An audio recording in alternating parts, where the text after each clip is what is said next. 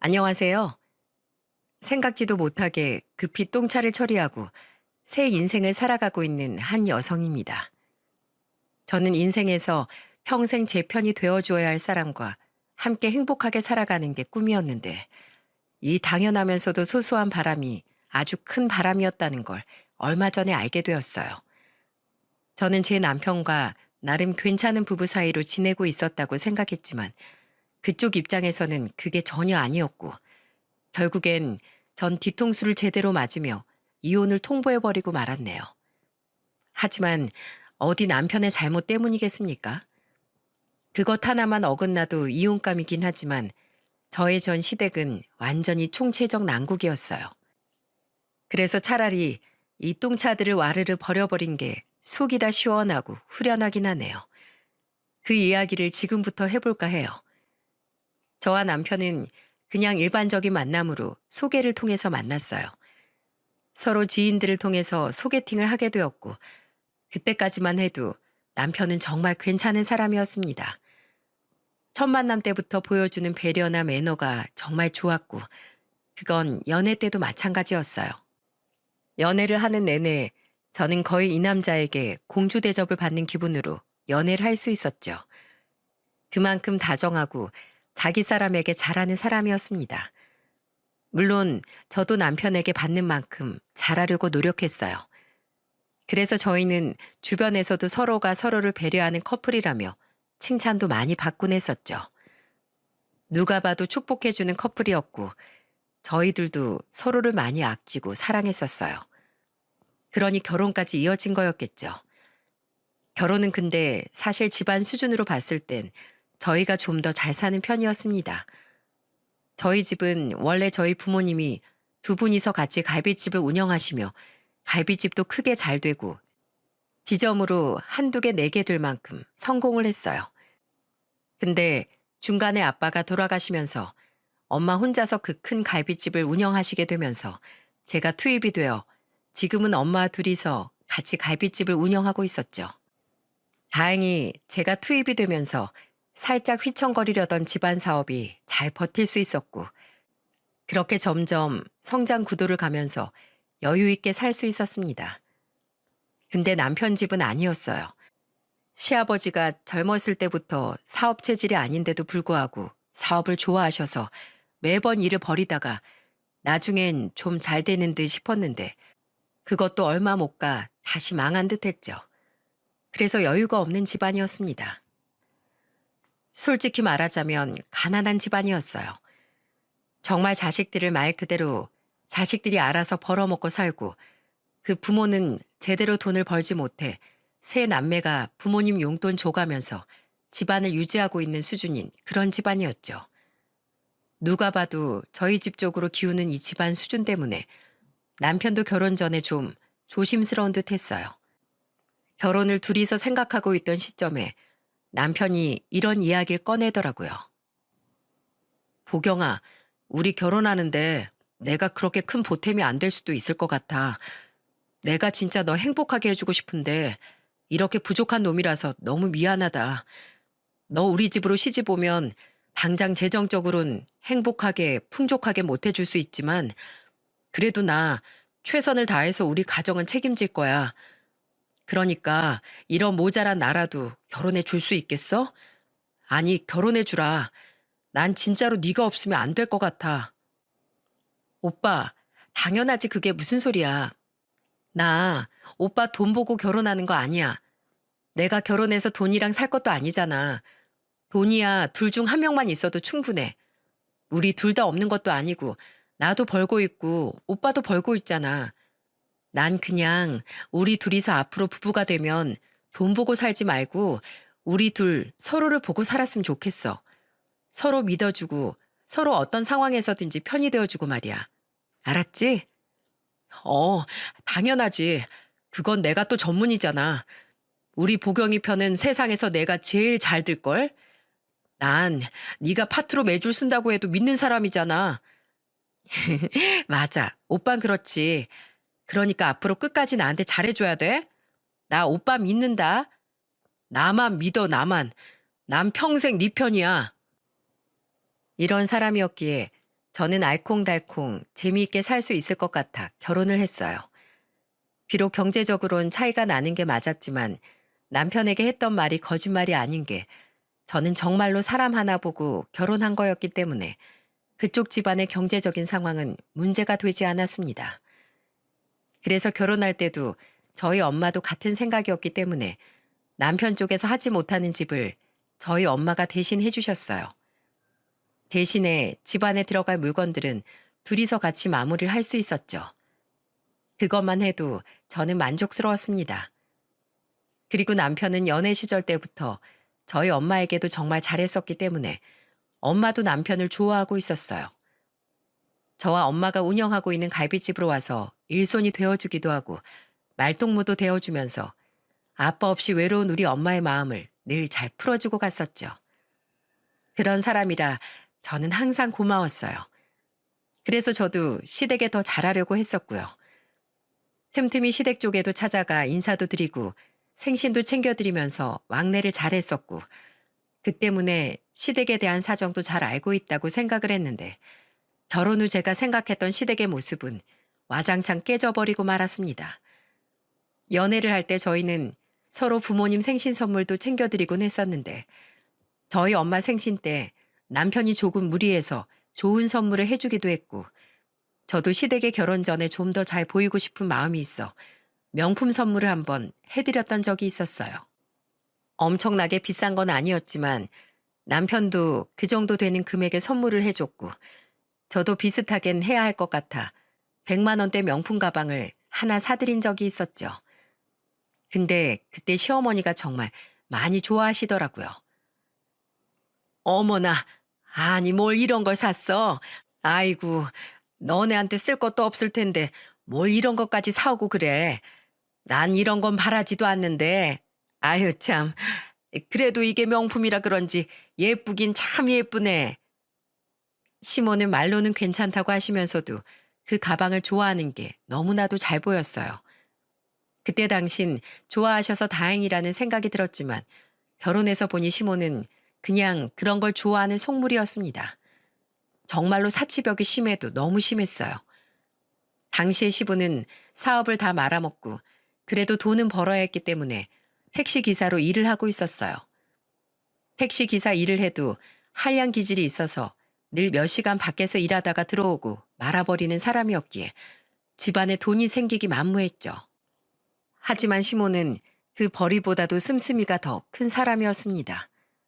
한 번은 다 같이 명절에 모여 식구들끼리 있었는데 갑자기 시부가 막 노발대발하면서 시모를 가족들이 다 있는 앞에서 막 면박을 주더라고요. 그때 당시 남편 형제인 형님 부부와 시집 안 간 시누이까지 다 있는 상황이었는데 아랑곳하지 않고 막 면박을 퍼붓길 시작했어요. 야, 이 여편네야. 내가 당신 돈 쓰지 말라고 했어, 안 했어? 이번 달 카드값이 이게 뭐야 대체? 이걸 다 어떻게 감당하라고? 도대체 백화점엔 왜 간 거야, 왜? 내가 거기 한 번만 더 가면 다리 몽댕이 부러뜨린다고 했어, 안 했어? 당신 꼬락서니를 좀 봐라. 백화점 물건이 어디 어울리기나 해? 다 늙어 빠져선 웬 사치야, 사치는. 나 이거 절대로 결제 못하니까 네가 벌어서 갚든 알아서 해. 하여간에 웬 수짓거리 혼자서 다 하지. 아유, 저 망할 여편네. 뭐요? 이 사람이 진짜 능력도 없는 게 어디서 말을 곧다위로 해. 당신이 사업만 안 말아먹었어도 나 사모님 소리 듣고 잘 살 수 있는 사람이었어. 이거 왜 이래? 그리고 지금만 해도 사업을 그렇게 다 말아먹고 택시기사를 하기로 했으면 하루 왼종일 나가서 돈 벌어와도 시원찮을 텐데 맨날 반나절 만에 들어오는 사람이 뭔 말이 많어? 그리고 애들 있는 앞에서 감히 면박을 줘? 어? 얘들아, 내가 이렇게 서럽게 산다. 서럽게 살아. 아이고, 내 팔자야. 시모는 눈물도 안 나는 것 같은데 괜히 엉엉거리면서 말을 했습니다. 근데 이 자식들이란 사람들은 그게 자주 있는 모습이었는지 별 대수롭지 않게 생각하는 것 같더라고요.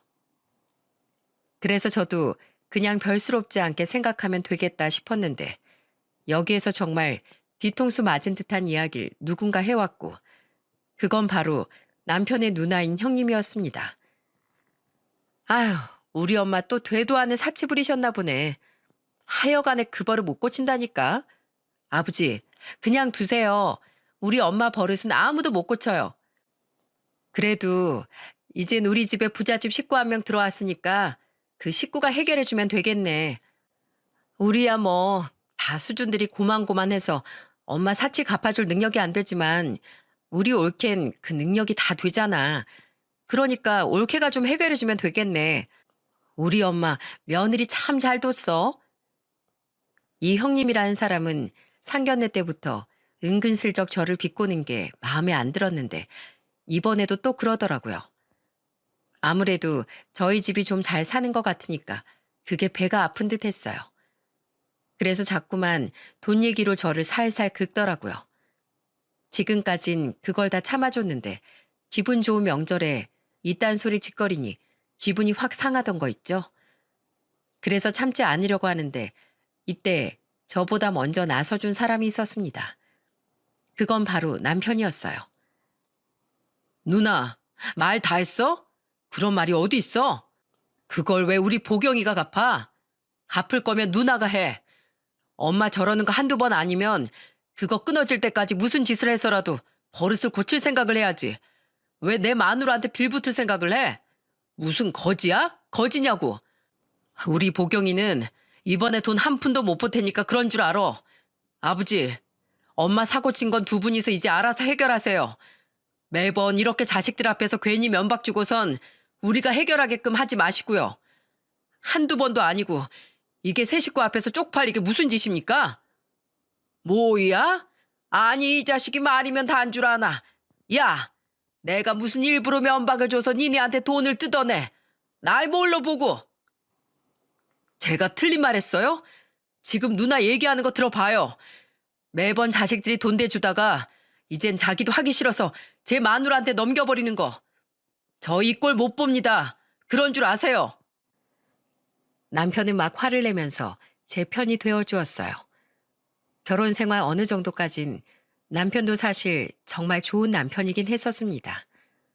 이때 아마 남편이 저 대신 싸워주지 않았으면 제가 막 따지고 그 집을 박차고 나왔을 거예요. 근데 알아서 제 편이 되어주니까 제가 정말 시댁에서 기가 살더라고요. 그런데도 이 싸가지 없는 형님은 끝까지 뭘 하는 줄 아세요?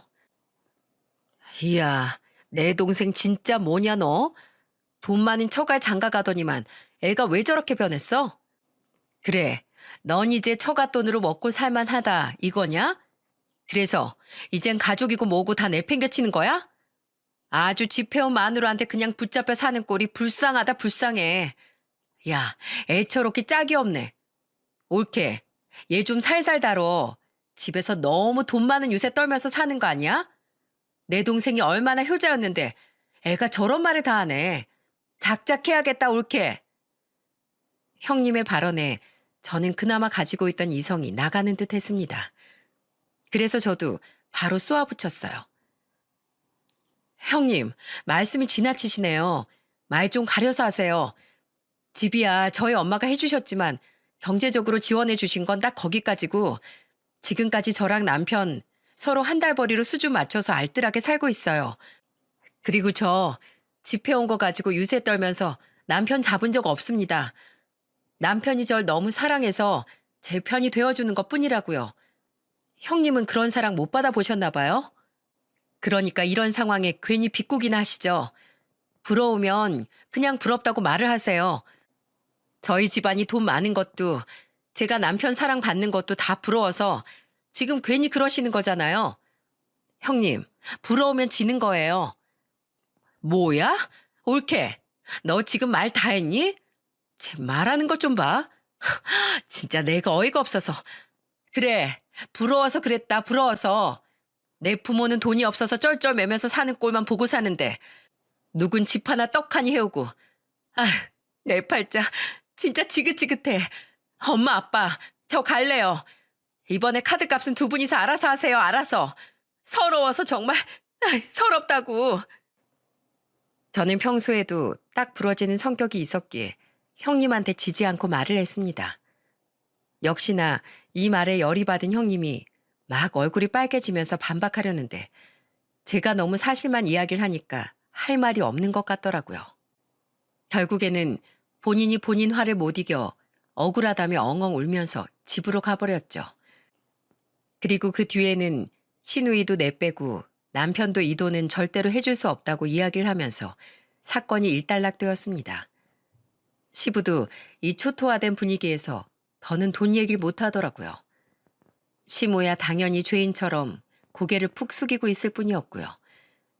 기분 좋게 가족들과 좋은 시간을 보내도 모자라 명절에 이런 일이 일어나니까 정말 저도 안타까웠습니다.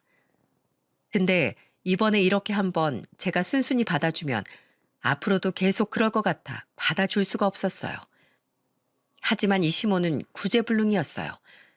정말이지 왜 이 집안 자식들이 자기 엄마를 지긋지긋해하는지 알 수 있었죠. 시모는 사치도 심하지만 그만큼 나돌아다니는 것도 정말 좋아했습니다. 그래서 그 사치 부린 걸로 사람들에게 있는 척하고 유세 떠는 걸 굉장히 좋아하던 사람이었어요. 근데 문제는 혼자서 그러고 다니면 상관이 없는데 그 유세를 꼭 저희 갈빗집에 와서 부리더라고요. 당시에 저와 엄마는 갈빗집을 나눠서 운영하고 있었어요.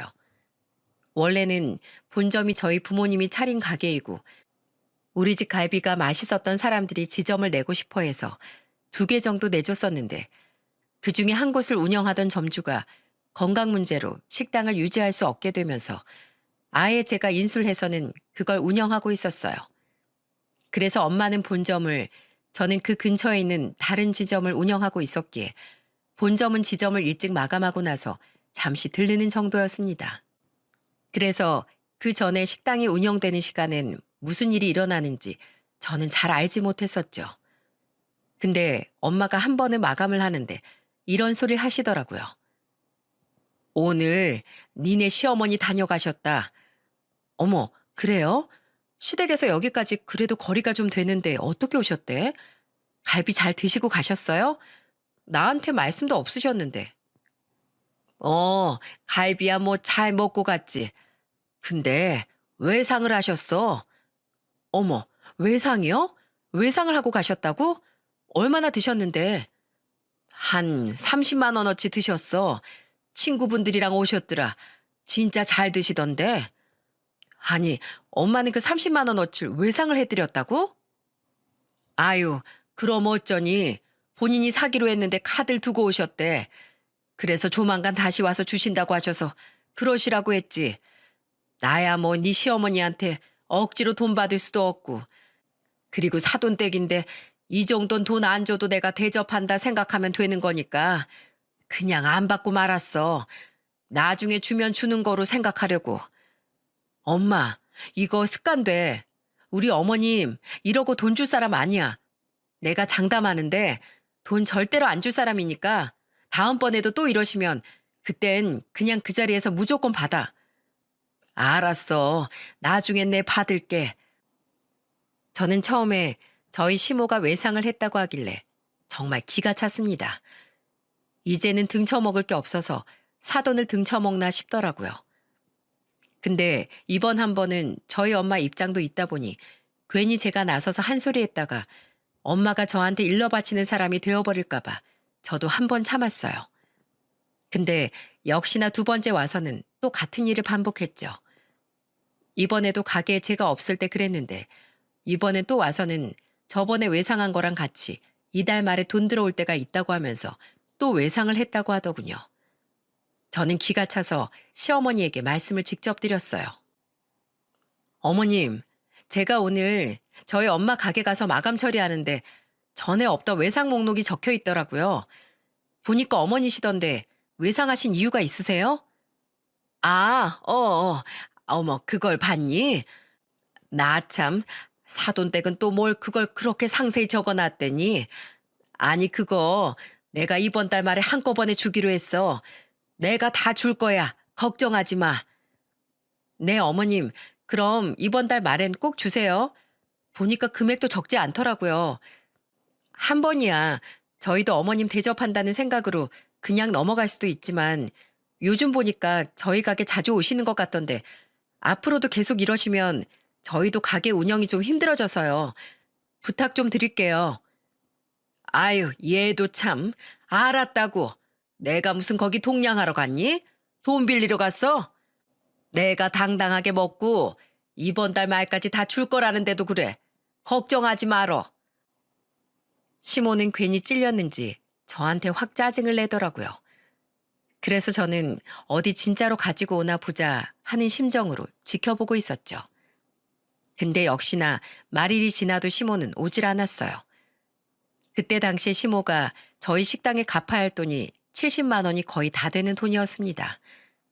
지인들을 데리고 와도 한두 명만 데리고 오는 게 아니라 여러 데리고 와서는 먹는 것만 해도 30만 원어치를 넘게 먹고 가다 보니 금액이 결코 적게 나올 수가 없었어요.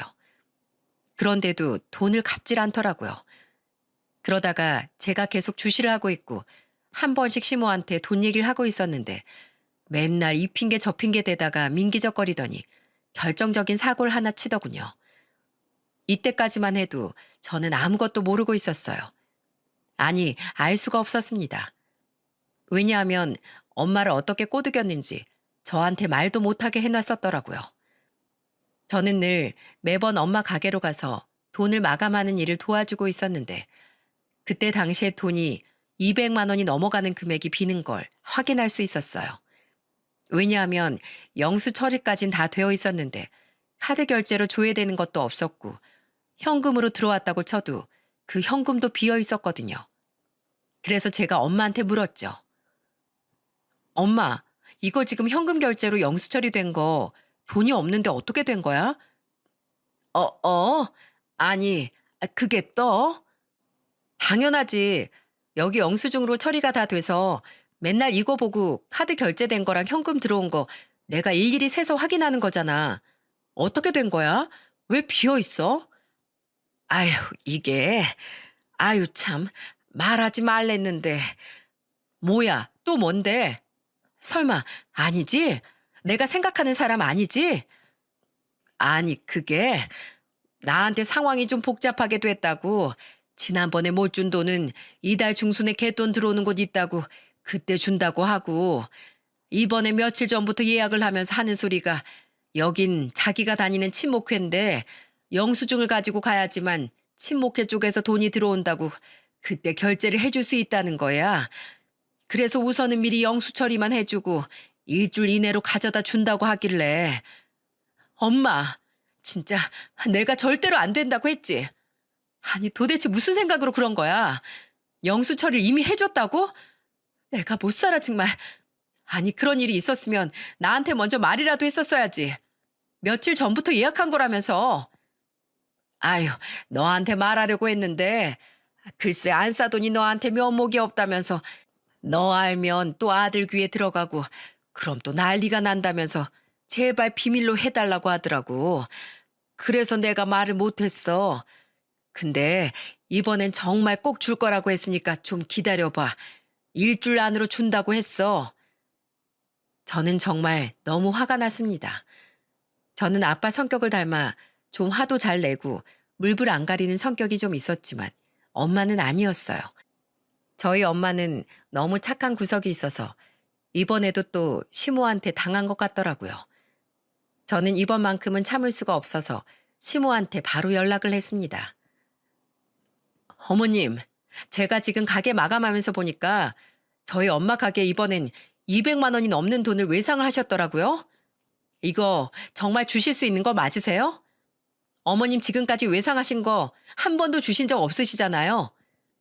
어머나, 아니 넌 이 밤에 전화해서 지금 날 사기꾼 취급하는 거냐? 야, 줄 거야. 너도 들어서 그럼 알겠지만 친목회에다가 영수증 다 가져다 놨어. 조만간 돈 들어올 거니까 딱 기다려. 내가 줄 거야. 줄 거라고. 기분 나빠서 진짜. 어디서 감히 날 사기꾼으로 몰아? 어머님, 그럴만 하잖아요.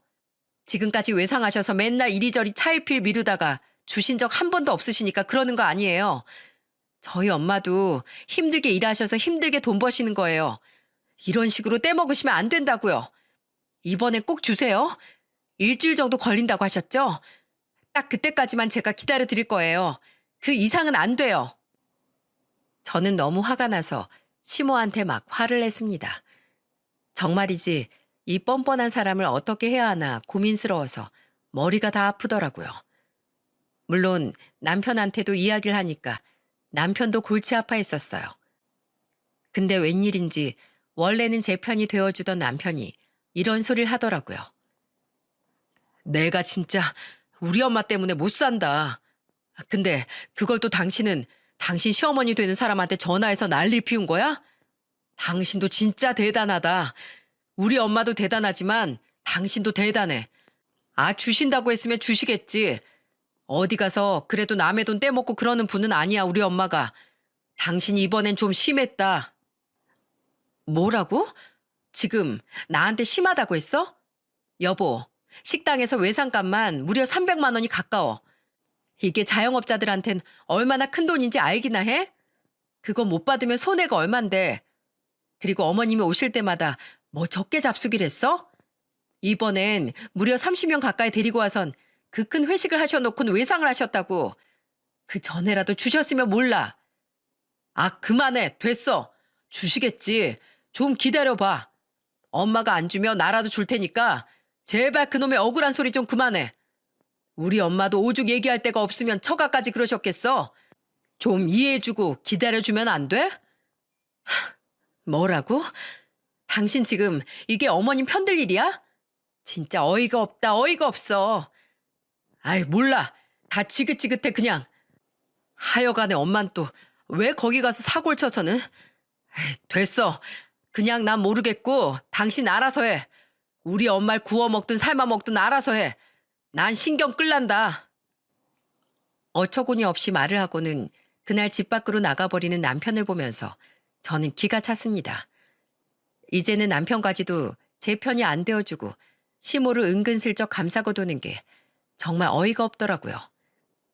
최근 들어 남편이 종종 돈 문제 때문에 저한테 자격지심 있는 사람처럼 굴 때가 있었는데 그것 때문인지 몰라도 저를 대하는 태도가 전과는 확 달라져 있었어요. 남편에게도 어처구니가 없었지만 우선 시모 문제가 컸기에 우선 넘어갔습니다. 그리고는 일단은 시모가 말한 시간까진 기다려주기로 했어요. 그래도 한 가족이고 저한테는 시어머니인데 너무 막장으로 가면 안 되겠더라고요. 그래서 정말로 인내심을 가지고 기다려주고 있었어요. 근데 역시나 일주일이 지나도 소식이 없었고 제가 다시 연락을 해서 받은 대답은 딱 하나였습니다. 그쪽에서 일 처리가 늦어지니 조금만 더 기다려 달라. 진짜 어이가 없더군요.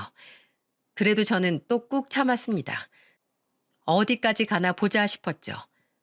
그래서 저는 일단은 이러고 또 내빼지 못하게 하기 위해 영수 처리를 해서 가지고 간 그날과 지금까지 외상을 했던 날들 CCTV 영상을 미리 확보를 해놓고 증거 영상으로 가지고 있었어요. 그러다 끝까지 돈을 안 주시면 그걸로라도 돈을 받아낼 생각이었죠. 근데 엄마도 일단은 사돈댁과의 사이를 생각해서 앞으로 생각해서 조금만 더 기다려보자고 해서 저는 엄마 때문에 좀 참고 기다리고 있었어요. 근데 그 사이에 이 뻔뻔한 시댁은 정말 염치가 없어도 너무 없더군요. 안 그래도 화가 난 상태를 억누르고서 있는데 이번엔 또 시댁 쪽에서 어이없는 소리가 들려오던 거 있죠. 당시 시누이는 결혼을 준비하고 있었어요. 그때 저한테 시댁에서 시모와 형님이 저한테 오더니 너무나도 뻔뻔한 요구를 하더군요. 예, 이번에 네 시누 결혼하잖니? 근데 너도 알다시피 우리가 해줄 수 있는 게 없어. 그래서 말인데 너희 집에서 좀 한 3천만 원만 해라. 그래도 명색이 네 시누가 결혼하는데 아무것도 없이 가서 구박받으면 안 되지 않겠니? 그 꼴은 너도 못 봐야 정상인 거잖아. 그러니까 네가 돈 좀 보태라. 너무 뻔뻔하게 나에게 돈을 맡겨놨다는 듯이 말하는 시모를 보면서 저는 기가 찼습니다. 그래서 그 자리에서 말했어요. 네? 저희가요? 아니, 왜 아가씨 결혼하는데 제가 3천만 원이나 보태요? 형님은 뭐 하시고요? 어머, 옳게 말 웃기게 한다. 우리가 돈이 어딨어. 우리 남편 내도 돈이라고는 없는 사람들인데. 그리고 우리는 아들도 아닌데 뭐 여동생 결혼까지 챙기니? 그런 건 다 아들네가 하는 거야. 뭘 모르네. 어머나, 왜 아들네가 그걸 다 해요? 그건 말도 안 되죠. 형님이야말로 무슨 그런 구닥다리 같은 소리를 하세요. 요즘은 그런 소리 하시면 욕 들어요, 형님. 참나. 어쨌든 저는 3천만 원은 못 하고요. 그래도 가전제품 제일 비싼 게 냉장고니까 그건 저희가 해드릴게요. 그 이상은 안 돼요. 보태시라면 형님이 직접 보태세요. 어머, 어머. 진짜 싹수가 노랗네. 올케는 내가 여태까지 봐온 사람 중에 진짜 제일 개념 없다, 개념 없어.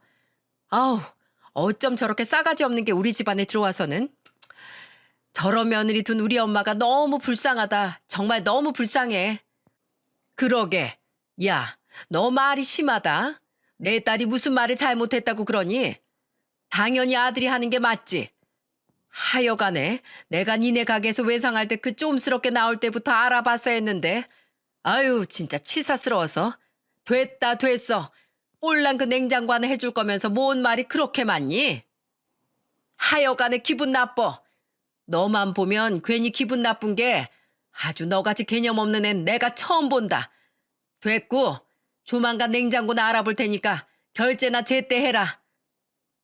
너무나 적반하장으로 나오는 이 시모를 보면서 저는 진짜 부들부들 살이 다 떨릴 정도였어요. 그래서 바로 제가 따지며 나왔죠. 어머님, 어머님이 그런 소리 하시면 안 되죠. 지금 어머님이 저희 집에 외상해 놓고 안 갚으신 돈만 300만 원이에요. 그게 말이나 돼요? 맨날 돈 없다고 하시는 분이 이리저리 사치 부리시면서 다니는 거 제가 모를 줄 아세요? 자꾸 이러시면 저 더 못 기다리고 당장이라도 그 돈 다 갚아내라고 하면 어쩌려고 그러세요? 뭐야? 야, 그깟 또 내가 주면 될 거 아니야? 기가 차서 진짜. 아유, 꼴 시려 꼴 시려. 예, 됐다. 너랑은 말이 안 통해. 시모는 괜히 본인이 찔리니까 얼른 형님을 데리고 그 자리를 떠나버렸습니다. 더 이상 참아줄 수 있는 수준을 넘어가는 이 사람들을 보면서 저는 여기에서 한 번만 더 저한테 말도 안 되는 소리를 하면 제가 가지고 있는 증거를 가지고 시모에게 제대로 달려들 생각을 하고서 마음을 단단하게 먹고 있었습니다. 그러다 일이 곧이어 터져버렸고 저는 그때 완전히 이 집안을 다 엎어버리게 되었어요. 겨우겨우 사건 사고들을 지나 시누이 결혼식 당일이 되었습니다. 아침부터 저희는 바쁘게 움직이면서 시누이 결혼식에 가기 위해 바쁘게 준비를 했어요. 준비를 다 마치고 시부모님을 모시고 식장으로 가려던 찰나 저한테 급하게 전화 한 통이 왔죠. 그리고 저는 그 전화 한 통으로 혼비백산해서 뛰쳐나갈 수밖에 없었습니다. 그건 바로 엄마가 갑자기 쓰러졌다는 전화였어요. 엄마는 평소에 심장이 약한 편이었는데 그것 때문에 가게에서 일을 하다가 쓰러진 듯 했어요. 직원들은 난리가 났고 주말에는 제 여동생이랑 남동생이 번갈아 가면서 엄마를 도와주고 있었는데 그때는 다행히도 남동생이 같이 있으면서 엄마가 쓰러지는 걸 빠르게 목격한 듯 했어요. 남동생은 평소에 엄마가 심장이 약하다는 걸 알고 미리 긴급 조치하는 방법을 다 배워놓았기에 바로 119에 신고를 해놓고는 심폐소생술이랑 필요한 응급조치를 다 해놓은 것 같더라고요. 다행히 엄마는 빠르게 병원으로 이송될 수 있었고 저는 남동생에게 전화를 받자마자 바로 병원으로 달려간 거였어요. 얼마나 깜짝 놀랐는지 정말 제 심장이 다 멎는 줄 알았습니다. 근데 제가 병원으로 간다고 하니까 그때도 어이가 없던 거 있죠? 여보, 큰일 났어. 엄마가 갑자기 쓰러지셨대. 나 지금 병원으로 바로 가봐야 할 것 같아. 뭐? 장모님이? 아차, 그럼 내 동생 결혼식은? 뭐? 우리 엄마 쓰러지셨다니까. 그냥 쓰러진 것도 아니고 심장마비로 쓰러졌다는데 당신 지금 나한테 당신 동생 결혼식 얘기 꺼내고 싶니? 네 동생 결혼식은 너나 가, 이 나쁜 놈아. 이건 뭐 정말 너무 기가 차더라고요. 제 남편이 우리 엄마 죽는 것보다 자기 동생 결혼식이 더 중요한 사람이었다는 걸 그때 깨닫고는 더 상종할 가치도 못 느꼈어요. 그래서 바로 저는 다 냅두고 혼자서 엄마 병원으로 달려갔습니다. 병원으로 가니 어느새 제 여동생도 와 있었고 엄마는 다행히도 빠른 응급처치 덕분에 고비를 넘길 수 있게 되어서 안정을 찾아가고 있는 중이었어요. 어찌나 놀랬는지 정말 다리에 힘이 쫙 빠지더라고요. 그 자리에 남동생이 없었다면 엄마가 어떻게 됐을까 생각만 해도 아찔했죠. 저는 엄마가 어느 정도 더 안정을 취하는 걸 보면서 계속해서 병원에 있을 생각이었어요. 근데 동생들이 자꾸만 엄마는 이제 괜찮으니까 저보고 신우이 결혼식에 얼른 가보라고 하더군요. 이미 다 식도 끝나버린 상황이었기에 저는 괜찮다고 했지만 그래도 얼른 가보라는 소리에 저는 어쩔 수 없이 갔고 제가 다시 시댁으로 갈 때 아주 각오를 단단히 하고 갔습니다. 이미 남편 놈이 저에게 큰 실망을 안겨준 이상 더는 이 남자랑 살 생각이 없었고 지금까지 날 함부로 대한 이 시댁을 완전히 쑥대밭으로 만들 작정이었거든요. 당시 결혼식이 다 끝나면 시댁에서 가족들끼리 뒤풀이를 하기로 했던 터라 바로 그쪽으로 갔었어요. 그리고 도착하자마자 저는 그들의 눈총을 받아야만 했습니다. 어느 누구 하나 엄마는 괜찮냐고 물어보는 사람이 없더라고요. 역시나 이 집 구석은 안 되겠구나 싶어서 다 엎어버리던 찰나에 제 귀를 때리는 어이없는 소리들이 들려오기 시작했습니다. 예, 너 지금 병원 갔다가 이제 여기 기어들어오니? 아니, 지금 진짜 병원 갔다 온 건 맞아? 너 때문에 아주 우리 결혼식 다 망칠 뻔했어. 온갖 친척들이 너 어디 있냐고 찾는데 내가 민망해서 죽을 뻔했다. 유일하게 우리 집안에 있는 며느리인데 네가 빠지니까 내 꼴이 우습게 됐었다고. 그러니까 말이야. 아니 어떻게 자기 아가씨 결혼식인데 그렇게 뛰쳐나가버릴 수가 있어? 옳게 그거 다 뻥 아니야? 친정엄마 쓰러지셨다는 거 다 쇼 아니냐고. 내 동생 결혼식 망치려고 쇼한 것 같아 아무래도. 그래 그러니까 말이다. 너 말 한 번 잘했다. 안 사더니 왜 갑자기 하필이면 결혼식 1시간 전에 쓰러지냐? 너 우리가 너네 집 외상 좀 하고 내 막내딸 결혼할 때 돈 좀 보태라고 했다고 지금 복수하는 거냐? 어? 하여간에 돈만 많은 것들이 저렇게 있는 척하면서 쪼잔하다니까. 여보, 이번엔 여보가 좀 심했어. 아무리 그래도 장모님 돌아가시는 것도 아닌데 결혼식은 참석하고 갔어야지. 당신이 너무 경솔했어. 얼른 사과드려. 이번엔 나도 진짜 당신 편 못 들어주겠다. 나도 민망했다고. 언니, 괜찮아요. 뭐 언니 없다고 내가 결혼 못하는 것도 아닌데 그래도 이번엔 진짜 예의가 좀 아니었네요. 이번 행동은 좀 다시 생각해 보셔야 할 것 같아요. 시모부터 시작해서 형님, 남편, 시누이까지 모두가 다 저를 몰아세우는데 저는 순간 가스라이팅 당할 뻔했습니다. 진짜 너무나 기가 차더라고요. 이 인간들은 역시나 상종할 인간들이 아니구나 싶어 바로 저의 머릿속에 계획되어 있던 일들을 전부 다 터뜨리기 시작했어요. 오, 그래요? 아, 내가 그렇게 개념이 없었구나. 이제 알았네. 근데 저 이따위로 그냥 살게요. 개념 없이 싸가지 없이 살아야지만 제 속이 안 터지고 살 것 같네요. 자, 그럼 경우 없고 개념 없는 김에 계속 좀 없어 볼게요. 먼저 당신, 지금 당장 내 앞에다가 우리 집에서 갈비 그냥 처먹고 내뺀 돈 300만 원 당장 가지고 와. 그거 안 가지고 오면 사기죄로 신고해버릴 거니까. 뭐야? 신고? 얘 정말 웃기네. 지금 날 신고하겠다고? 네가? 무슨 수로? 무슨 수로? 증거 있어? 증거 있냐고? 증거? 증거야 많지 여자야. 내가 안 그래도 이 집안이 언젠간 이 사달이 날 것 같아서 미리 증거 영상 다 확보해뒀지. 당신이 우리 집에서 밥 먹고 결제도 안 하고 그냥 가버린 거 다 영상으로 내가 가지고 있으니까 어디 사기죄로 콩밥 먹을 각오 좀 해보세요. 뭐? 영상이 있어? 당연하지. 그것만 있을 것 같아? 이럴 땐 신도 착한 사람을 돕는다고 당신이 우리 집에서 친목회 사람들 다 데리고 와서 먹고 간 그 고깃값. 그것도 200만 원 넘게 처먹고선 그것도 그냥 내뺐지? 어쩌나? 그 친목회 사람 중에 우리 집 단골 손님이 찾아와서 다 말해줘서 당신이 그 친목회비 횡령한 것까지 다 알게 됐는데? 그러니까 인생을 잘 살았어야지.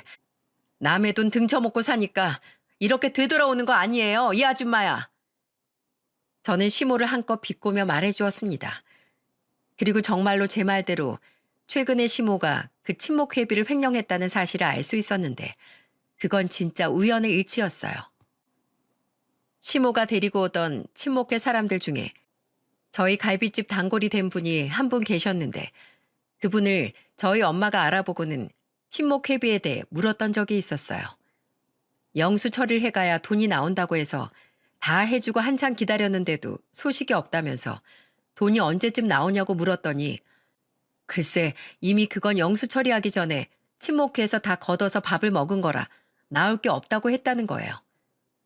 혹시나 했지만 역시나였던 시모의 만행을 알게 되면서 저는 제대로 터뜨리기 위해 각을 잡고 있었는데 이걸 제대로 써먹을 수 있게 된 거였죠.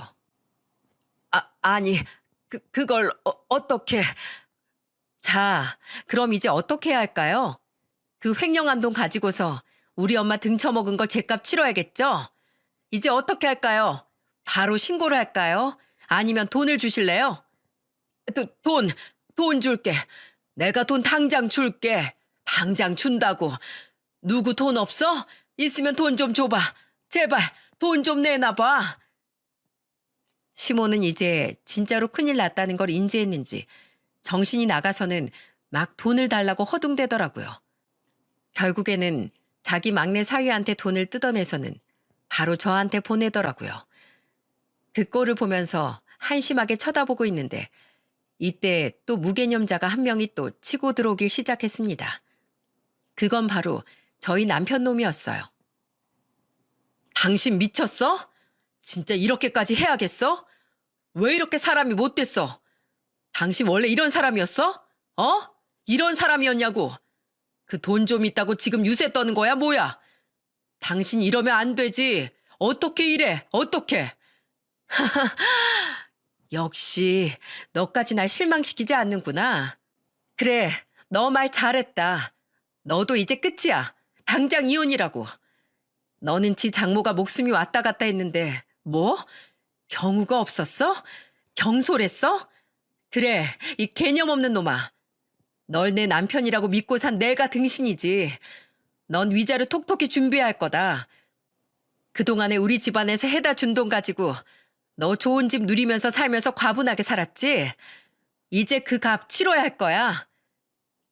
제가 이렇게까지 말을 하니까 남편은 제가 이렇게 세게 나올지 몰랐는지 엄청나게 당황을 하더라고요. 이혼까지 할 줄은 몰랐는지 그제서야 정신을 차리고는 제 바짓가랑이를 붙들고 늘어지기 시작했습니다. 여보, 미안해.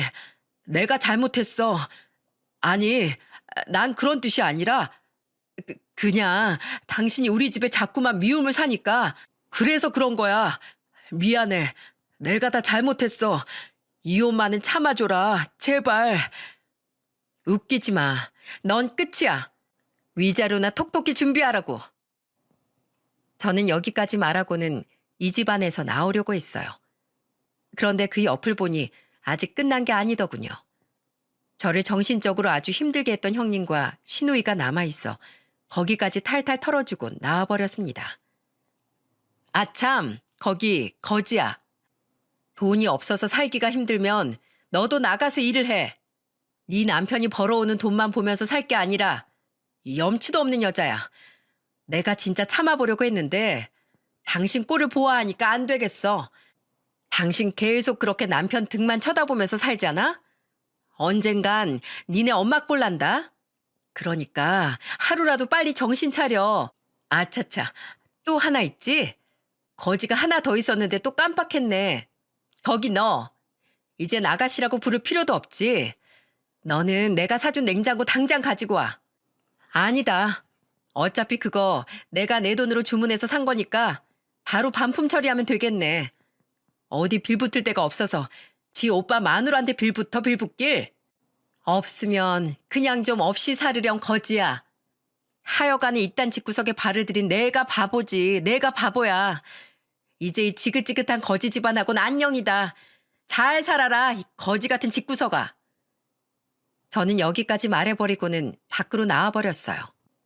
그리고는 바로 다음 날 이혼서를 보내고는 이혼을 했어요. 남편은 처음에 저한테 싹싹 빌던 것과 다르게 법원에선 적반하장으로 자기가 더 잘했다는 듯이 나오더니 법원 판결이 저희 집이 집 해가지고 간 거, 돈도 제가 더 많이 벌면서 그동안 집안 살림에 보탠 것들, 이것저것 제가 경제적으로 훨씬 많이 들인 것들을 다 감안해 남편은 빈털터리로 나오게 되고 위자료까지 생기게 되면서 그제서야 저한테 와서 싹싹 빌더라고요. 근데 그때도 저는 받아주지 않았어요. 신우이한테 해줬던 냉장고는 당연히 반품 처리를 하게 되면서 다시 뺏어왔고 원래 제 명의로 되어 있던 제 집은 그대로 남편만 쫓아내버렸어요. 그 이후에 남편은 본인 집안의 가장이 되어서 버는 족족 시댁으로 다 들어가고 있는 듯 했습니다. 그래서 한 번은 저한테 전화가 와서는 제발 다시 받아달라고 미안하다고 하는데 어디 제가 받아줄 사람인가요? 역시나 무시하고 차단해버렸죠. 그렇게 남편 놈과 인연을 다 끊어버린 줄 알았는데 아직 지긋지긋한 인연이 하나 남아있었더라고요. 그건 바로 저희 시모였습니다. 어느 날 시모는 저희 가게로 찾아와 막 깽판을 치기 시작했어요. 그 이유가 아주 웃겼습니다. 저는 시모에게 돈을 받아낸 이후에 실제로 신고를 하진 않았었어요. 근데 시모는 결국 이 세상 이치에 따라서 법의 심판을 받은 듯 하더라고요. 알고 보니 저희 집에 찾아왔던 친목회 사람이 저희 엄마가 물었던 질문들이 이상해서 시모의 뒤를 캤고 시모가 이번뿐만이 아니라 지금까지 여러 번 그런 식으로 해서 친목회비를 횡령했다는 사실을 알게 되면서 사기죄로 신고를 하게 된 거였어요. 근데 그걸 우리 때문이라고 생각을 해서 깽판을 치러 온 거였죠. 이봐요 아줌마. 덤빌 때 보면서 덤벼. 지금 아줌마 여기에서 깽판 치는 것도 내가 영상 따서 신고할까? 어디서 지금 행패질이야? 그러니까 인생을 똑바로 살았어야지. 내가 뭘 어쨌다고. 억울해. 난 억울하다고. 이게 다 너 때문이야. 다 너 때문이라고. 말로 해서 안 되는 시모를 보면서 저는 결국 경찰을 불렀습니다. 얼마 뒤 바로 온 경찰한테 붙잡혀서 질질 끌려가는 시모를 보면서 정말 한심하다는 생각이 들더군요. 제가 겪은 이 인간들은 정말 한심하고 한심한 인간들이었습니다. 저는 이 어리석은 가족들의 모습을 보면서 나는 저렇게 살지 말고 정신 똑바로 차리고 살아야지 라는 생각이 들었어요. 저는 이혼 후에 저희 엄마랑 지내고 있어요.